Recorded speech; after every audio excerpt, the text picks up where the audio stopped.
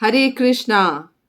कबीर कहते हैं अपने दोहे में, कबीर औंधी खो पड़ी कबहु धापे नाही, तीन लोक की संपदा कब आवे घर माही। है ना, कितना अच्छा दोहा कबीर जी का। कबीर जी कह रहे हैं कि मनुष्य की यह उल्टी खोपड़ी इस प्रकार की है जो कभी धन से तृप्त नहीं होती, बल्कि इसकी तृष्णा और भी बढ़ती जाती है। लोभी व्यक्ति हर समय यही सोचता रहता है कि तीनों लोकों की संपत्ति कब उसके घर आ जाए। ऐसा सोचता है एक लालची इंसान।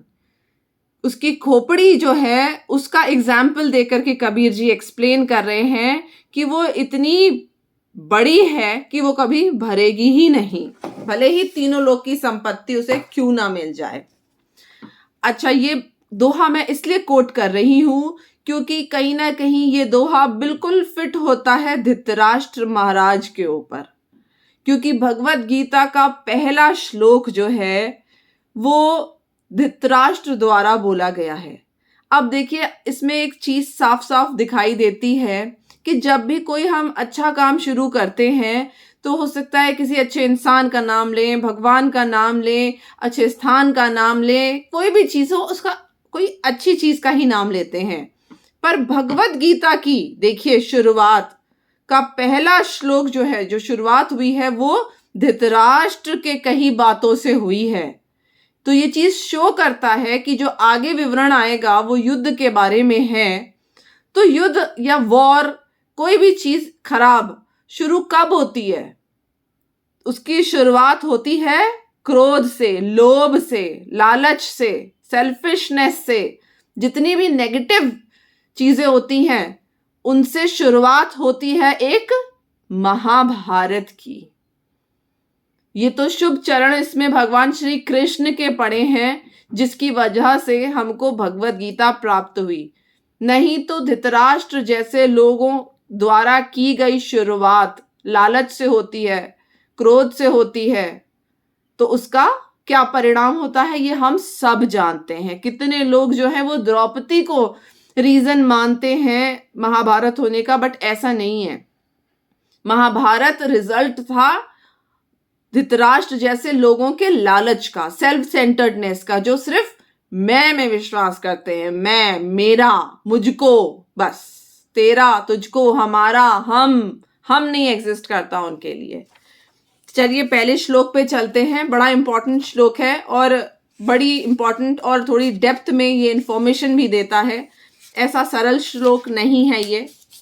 पहले श्लोक में धृतराष्ट्र पूछ रहा है संजय से, धर्म क्षेत्रे कुरुक्षेत्रे संवेता युयुत्सवा मामका पांडवाश्चैवं किम कुरुवत संजय।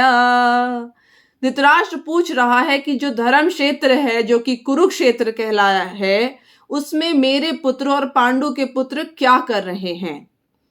इसका ये आगे विवरण प्रभुपाद ने दिया है बहुत अच्छे से एक्सप्लेन करके कि धृतराष्ट्र ऐसा इसलिए पूछ रहा है क्योंकि उसको कहीं ना कहीं संशय है, plus he is so selfish कि वो ये नहीं चाहता है कि दुर्योधन जो है या उसके बेटे जो हैं वो कहीं ऐसा तो नहीं समझौता कर लेंगे पांडवों के साथ, ऐसा ना हो जाए कहीं। क्यों ऐसा सोच रहा है वो? क्योंकि धृतराष्ट्र ये बात बहुत अच्छे से जानता था। जस्ट इमेजिन कितनी खराब चीज है अगर आपको पता है कि आपके बच्चे कहीं पे जा करके उनका नुकसान हो सकता है, तो क्या आप अपने बच्चों को वहां जाने देंगे? नहीं। लेकिन धृतराष्ट्र जो है वो ये बात जानता था कि जो कुरुक्षेत्र है वो धर्म क्षेत्र है, और इसके पपोट में प्रभुपाद ने ये बात बताई है कि धर्म क्षेत्र शब्द यहां सार्थक है। क्यों? क्योंकि वैदिक युग से पवित्र तीर्थ स्थल रहा है कुरुक्षेत्र, जिसको कहा जा रहा है वो वैदिक टाइम से तीर्थ स्थल है। इसमें बताते हैं, चूंकि इस युद्ध को कुरुक्षेत्र में लड़ा जाना था, जिसका उल्लेख वेदों में स्वर्ग के निवासियों के लिए भी तीर्थ स्थल के रूप में हुआ है। अतः धृतराष्ट्र अत्यंत भयभीत था कि इस पवित्र स्थल का युद्ध के परिणाम पर न जाने कैसा प्रभाव पड़े। उसको ये बात बहुत अच्छे से पता थी कि वो धर्म क्षेत्र है, फिर भी उसने अपने बच्चों को ढकेल दिया इसमें। One of the most selfish father. आगे दुर्योधन की वार्ता आती है। वो कह रहा है, संजय ने बताया, हे राजन, पांडु पुत्रों द्वारा सेना की व्यू रचना देखकर राजा दुर्योधन अपने गुरु के पास गया और उनसे ये शब्द कहे। हे आचार्य, दुर्योधन कह रहा है, हे आचार्य द्रोणाचार्य को, पांडु पुत्र की विशाल सेना को देखें जिसे आपके बुद्धिमान शिष्य द्रुपद के पुत्र ने इतने कौशल से व्यवस्थित किया है।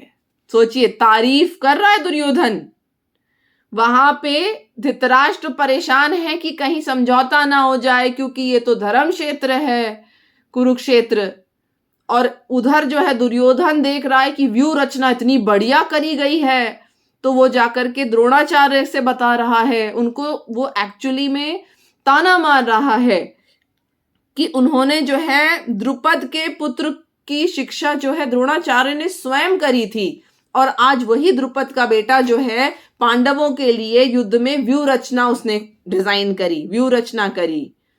तो वो द्रोणाचार्य को ताना मार रहा है कि भाई अपने दुश्मन के ही बेटे को आपने शिक्षा और ज्ञान दी और आज वो आपके ही अगेंस्ट यहाँ युद्ध के लिए खड़ा है।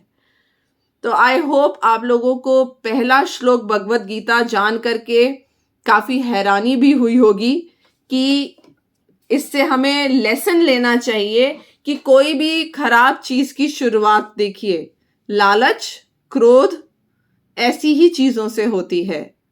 तो अपने ऊपर हमें संयम रखना चाहिए, अपनी सोच पे संयम रखना चाहिए कि अति लालच में नहीं पड़ना चाहिए। जो हमारा है वो हमारा है, और जो दूसरे का है वो दूसरे का है। अपना देना नहीं है तो दूसरे का कतई लेना नहीं है। हरे कृष्णा।